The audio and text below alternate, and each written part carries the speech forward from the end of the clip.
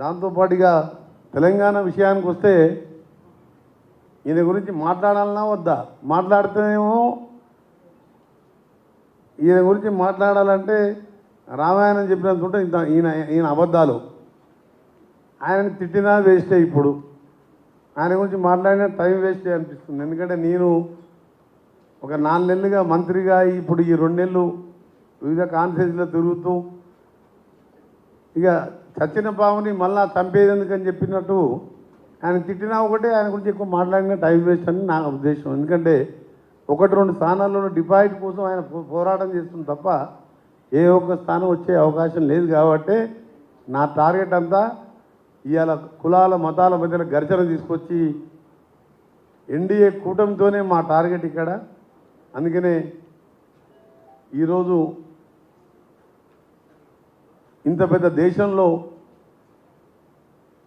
ఒక క్యాస్ట్ని మనం టార్గెట్ చేస్తే ఏమైనా జరగరాని జరిగితే ఏ మిలిటరీ ఏ ఆర్మీ కూడా కంట్రోల్ చేయలేని పరిస్థితి. సెక్యులర్ కంట్రీలో అందరూ కూడా స్వేచ్ఛగా జీవించే హక్కు ఉండాలి.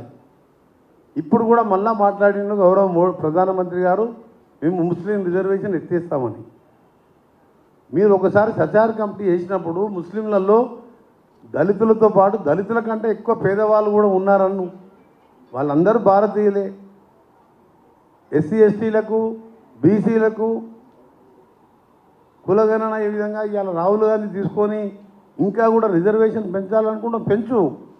ఈ ఉన్న రిజర్వేషన్ తీసేయాలని తీసుకొచ్చి ఇవాళ మీ ఓటు బ్యాంక్ రాజకీయాలను పెంచుకునే విధంగా దాని విధంగా మాట్లాడడం కూడా తప్పని చెప్పి ఇలా బీజేపీ అమిత్ షా మోడీ ఎవరు మాట్లాడి అదే మాట్లాడదు. ఎందుకంటే అది తీసేస్తా అంటే ఇందులో ఓట్లు వస్తాయండి. ఇది పద్ధతి కాదు. ఇది అన్ఎంప్లాయ్మెంట్ని ఏ విధంగా తీర్చాలి? దేశాన్ని మేక్ ఇన్ ఇండియా అన్నాం, ఎక్కడ పోయింది అది? ఇప్పుడు కాంగ్రెస్ పార్టీ హయాంలో కట్టిన నాగార్జున సాగర్, బాక్రా నంగల్, శ్రీశైలం లాంటి డ్యాములు ఎక్కడ పోయినాయి? ఎక్కువ డ్యామ్ అయినా కట్టినా ఒక ఇరిగేషన్ గురించి ఆలోచించినావా? ఎల్ఐసి, రైల్వేలు. ఎల్ఐసి అంటే ఇలా పేదవాడు ధైర్యంగా దాని సంపాదనలో 4 రూపాయలు దాచిపెట్టుకుంటే నా సేఫ్ కూడా ఉంటుందని చెప్పి ఆలోచించే ఎల్ఐసిని స్థాపించిన కాంగ్రెస్ పార్టీ ఆ రోజు జవహర్లాల్ నెహ్రూ పంచవర్ష ప్రణాళికతో పాటు ఒక ప్లాన్లో భాగంగా చేస్తే 40 కోట్ల మంది డిపాజిట్దారులు ఇవ్వాలి.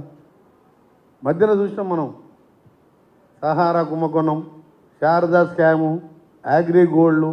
ప్రైవేట్ ఇన్వెస్ట్ చేసుకుంటే ఎక్కడ పోతుంది చెప్పండి? గవర్నమెంట్ సంస్థ అయితే నీ పెట్టిన పైసకు ఇంట్రెస్ట్తో సహా ధైర్యంగా నీకు ఎప్పుడంటే అప్పుడు తీసుకోవచ్చు. దాన్ని కూడా ప్రైవేటైజ్ చేస్తున్నాం. ఇవన్నీ ఎక్కడ రాకుండా మనకు తీసుకొచ్చి దేవుణ్ణి ముందు పెడుతున్నాం.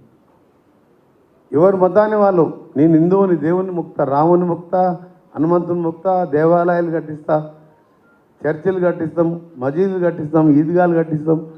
ముస్లింలు వాళ్ళ గౌరవాన్ని వాళ్ళ అల్లాహ్ని ప్రార్థిస్తారు. బైబిల్ వాళ్ళ క్రిస్టియన్స్ వాళ్ళని జీసస్ని ప్రార్థిస్తారు. కానీ కొత్తగా తీసుకొచ్చి నేను చెప్పేది లేక, అందుకనే కేసీఆర్ గారి గురించి 1-2 మాటల్లో చెప్పి ఆ తర్వాత మీకే ఛాన్స్ ఇస్తాను. ఎందుకంటే మోడీ గారి గురించి చరిత్ర మీ అందరికీ తెలుసుగా. ఇప్పుడు కూడా మళ్ళా మోడీ 3వ ఎన్నికలు జరిగింది. 3వసారి ఆయన 400, 250, 300 వచ్చి ప్రధానమంత్రి అయితే 2029లో ఎన్నికలు ఉండవు. భారతదేశంలో ఎన్నికలు అనేవి ఉండవు. రష్యా లాగా, చైనా లాగా 30 ఏళ్ళు అధికార పార్టీ రాసుకుంటారు. వాళ్ళ ఎన్నికలే ఉండవు. 10 ఏళ్ళు దేశాన్ని మొత్తం కూడా ఇవాళ నిరుద్యోగం బారిన పడి రైతులని ఢిల్లీ చలిలో ఎండలో